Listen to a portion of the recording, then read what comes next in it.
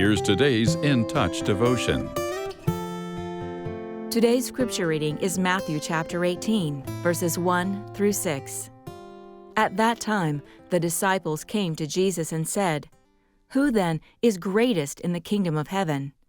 And he called a child to himself and set him among them and said, "Truly, I say to you, unless you change and become like children, you will not enter the kingdom of heaven. So whoever will humble himself like this child, he is the greatest in the kingdom of heaven. And whoever receives one such child in my name receives me. But whoever causes one of these little ones who believe in me to sin, it is better for him that a heavy millstone be hung around his neck and that he be drowned in the depths of the sea."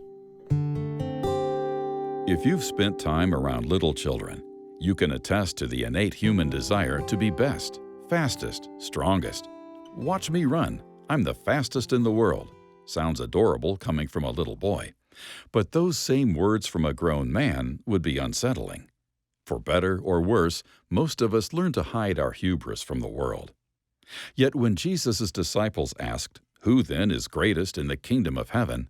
it seems they were trying to one-up each other, thinking as a child would. Am I the greatest, or is he? Why is he better than me? How could I surpass him? Jesus responded to the juvenile question with the necessary rebuke. None of them were greatest.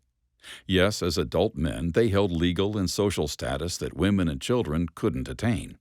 Yet in God's kingdom, this sort of privilege would not only fail to gain them power, it would also be a roadblock to true greatness. However, there is a childlike quality God values.